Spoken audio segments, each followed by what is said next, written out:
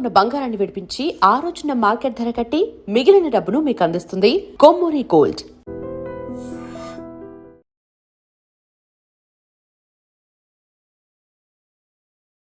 నమస్కారం, welcome to I dream. ధర్మ మార్గం విత్ విజిత కార్యక్రమానికి స్వాగతం.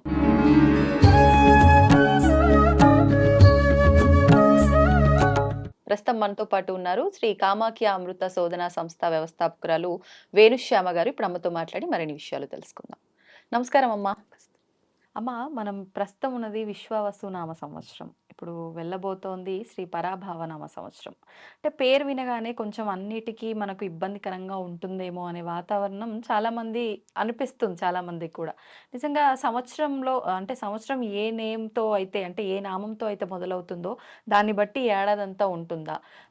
మన హిందువులందరికీ మన ప్రతి పండగ కూడా ఒక్కొక్క విషయాన్ని తెలియజేస్తుంది. ఈ పండగ నుంచి మనం ఏం నేర్చుకోవచ్చు, దాని గురించి వివరించండి. అసలు ఇవన్నీ పట్టించుకోకూడదని నాకు అనిపిస్తుంది. ఆ, ఆ పేరు ఎందుకు పెట్టారు అని అంటే, నిజం చెప్తే ఇవన్నీ ఒక ఋషుల పేర్లే. హ్మ్, ఇక్కడ చాలామంది పరాభవం అంటే అవతల వాళ్ళు మన ఏదో నిందిస్తారు అని అనుకోవడం. కానీ భవములు అంటే అర్థం ఏమిటి? మనలో ఉన్న ఈ సంసారం ఏదైతే ఉందో భావం, ఎమోషన్స్, హ్మ్, వీటిని అంటే పరాభవము అంటే అర్థం ఏమిటి అని అంటే, ఆ ఒక్క అర్థమే తీసుకోక్కర్లే. మన ఎమోషన్ని మనం ఇప్పుడు నేను మీ ఎమోషన్ని బ్యాలెన్స్ చేస్తానండి అని చెప్పాను అనుకో, ఎలా చేయగలుగుతాను చెప్పండి? నేను బ్యాలెన్స్గా ఉంటే కదా. అంతే. అంతేనా? అవును. అంతేకాని నేను ఇంబ్యాలెన్స్గా ఉంటే మిమ్మల్ని నేను బ్యాలెన్స్ చేయగలనా? లేదు. ఈ సృష్టిలో ఎవరైనా. అందుకే ఏంటంటారు, మనకి విద్య చెప్పినప్పుడు కూడా గురువు లేని విద్య గుడ్డి విద్య. దానికి కారణం ఏమిటి అంటే, విద్య నేను నేర్చుకోకూడదా గురువు లేకుండా అని అంటారు. ఏమండి, ఏకలవ్యుడు నేర్చుకోలేదా, వీళ్ళు నేర్చుకోలేదా, వాళ్ళు నేర్చుకోలేదా అంటే కోర్టులో ఒకళ్ళ గురించి మాట్లాడటంలే. కానీ ఏకలవ్యుడు నేర్చుకున్నాడు. మీరు ఒకసారి ఆలోచిస్తే ద్రోణాచార్యుల వారు వచ్చి ఎందుకు వేలు అడిగారు? ఎందువల్ల అంటే, గురువు లేకపోతే గుడ్డి విద్య ఎందుకయిందో ఇక్కడే మనం అర్థం చేసుకోవాలి. ఆ అర్థం చేసుకోవాల్సింది ఏంటి అంటే, మీకు ఆ శక్తి ఏంటో తెలిసిపోయింది. కానీ మీకు డ్రైవ్ చేయడం రాదు. కారు ఎలా డ్రైవ్ చేయాలో మీకు తెలుసు, కానీ డ్రైవింగ్ రాదు, సీట్లో కూర్చున్నారు. అంటే ఎవరో చేస్తుంటే చూసారు, ఇలా తిప్పచ్చు అలా ఇదా అనుభవం? మీకు మీరు చేస్తే వచ్చేదాన్ని అనుభవం. మీకు డ్రైవింగ్ రాకపోతే మాత్రం కారు ఉంటే ఏంటి ఉపయోగం? అంతే కాదు కదా. అంటే గురువు ఏం చేస్తాడు అంటే, మీకు డ్రైవింగ్ నేర్పిస్తారు. అప్పుడు మీరు కారులో మీకు కావాల్సిన డెస్టినీని మీరు చేరగలుగుతారు. అలాగే ఇక్కడ ఏమవుతుంది అని అంటే, మనం అర్థాలు వేరే తీసుకుని మన లైఫ్ని మనం ఎప్పుడైనా సరే, మీకు ఏమంటారు, పాజిటివ్ థింకింగ్. మన ఇంట్లో కూడా ఎప్పుడైనా చూడండి, బియ్యం అయిపోయాయి అనుకో, మన ధర్మంలో ఎవరింట్లోనూ కూడా, ఈవెన్ మీ అమ్మగారు కూడా మీకు చెప్పే ఉంటారు. ఏమంటారంటే, అయిపోయాయి లేవు అని ఎప్పుడు చెప్పకమ్మా. అవును. మన చిన్నప్పటి నుంచి మనకు చెప్తూనే పెంచారు మన తల్లులు. వాళ్ళ అమ్మ వాళ్ళకి చెప్పింది. అలా అలా చెప్పుకుంటూ మన జనరేషన్స్ అన్నీ చెప్పుకుంటూ ఇప్పుడు మనం వెళ్ళి మన పిల్లలకి చెప్తాం. ఏమనంటే, లేవు అనకూడదు, అయిపోయింది అనకూడదు. ఏమంటారు? బియ్యం నిండుకున్నాయని చెప్పు. కరెక్ట్. అంటే నిండా ఉన్నాయి.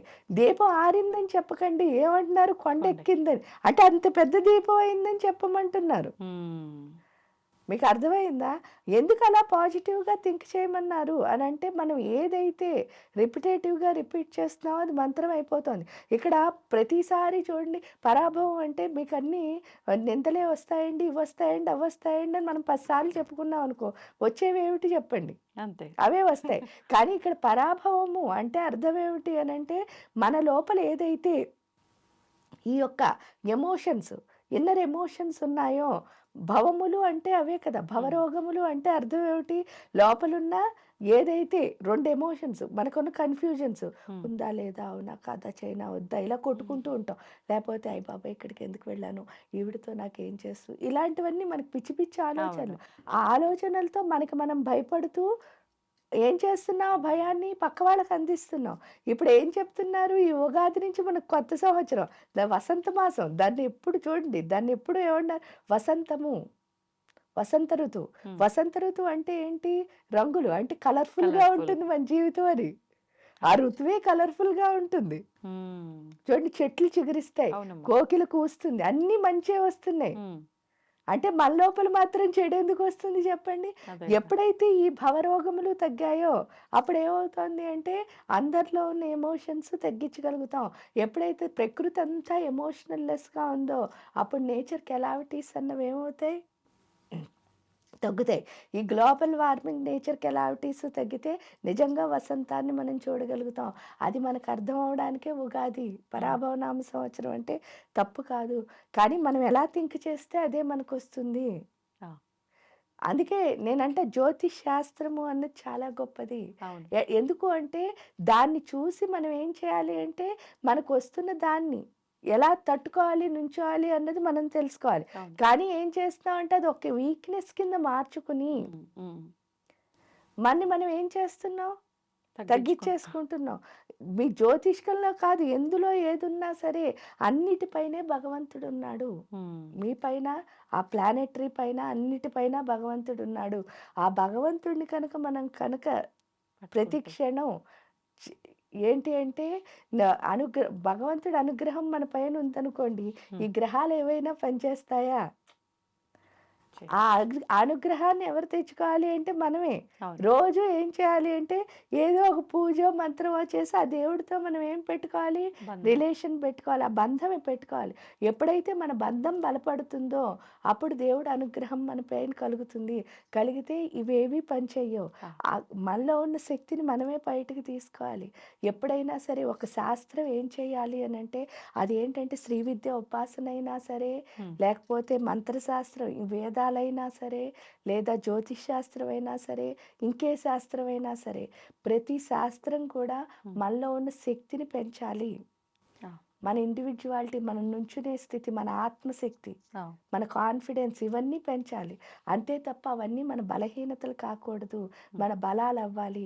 అదొక్కటి తెలుసుకుంటే ఈ ఉగాది నుంచి మనం ఏమవుతాం అంటే వసంతంలోకి అడుగుపెట్టి మనమే మంచి కలర్ఫుల్ వరల్డ్‌ని సృష్టించగలుగుతాం. సృష్టిస్తా. కాబట్టి ఈ మంత్రాలు ఎందుకు చదవమంటారు అంటే ఆ శక్తిని మనం అంటే మనలో ఉన్న బలాన్ని మనం తెలుసుకోవడానికే ఏ విద్య అయినా ఉపయోగపడుతుంది. ఉమ్, అది తెచ్చుకోవడానికే మనం మంత్రశాస్త్రం మీద ఆధారపడ్డాం. కాబట్టి ఎంత మంత్ర జపం చేస్తారో అంత మీలో ఉన్న స్ట్రెంగ్త్‌లు మీరు తెలుసుకుంటారు. అప్పుడు బలహీనతలను వదిలేస్తారు. ఉమ్, మనకి ఏ గ్రహము కూడా తప్పు చేయడానికి రాదు. ఆ, ఎప్పుడైనా సరే ఒకటి అనుకూలంగా చేయించొచ్చు, ఒకటి ప్రతికూలంగా. ఇప్పుడు చూడండి పిల్లలు ఏదైనా తప్పు చేశారనుకోండి, అవును. బుజ్జగించి చెప్పేవాళ్ళు ఉంటారు. ఆ, కోపంగా చెప్పేవాళ్ళు ఉంటారు. 2 ఎందుకు అని ఒకసారి ఆలోచించండి. ఉమ్, బుజ్జగించి చెప్పినా, కోపంగా చెప్పినా వాళ్ళు బాగుపడ్డానికా కాదా? అంతే అమ్మా. అంతేకాని వాళ్ళు చెడిపోవాలని చెప్పి తల్లిదండ్రులు ఎవరైనా ఉంటారా? అనుకో. ఉండరు కదా! ఎందుకంటే పిల్లలు ఎదగాలన్నదే తల్లి, తండ్రి అవును. ఇష్టం. అవును.